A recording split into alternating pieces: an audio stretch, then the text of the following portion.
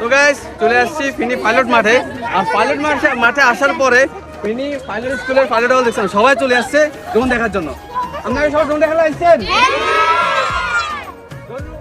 দেখবেন কি ভালো লাগে? ঠিক আছে, আপনারা আর কোনো অপেক্ষা করেন, একটু ওয়েট করেন। আপনারা জাস্ট এখন ড্রোনটা ফ্লাই করবো, একটু অপেক্ষা করেন। আমরা এখন ড্রোনটা ফ্লাই করবো, সবাই ধৈর্য।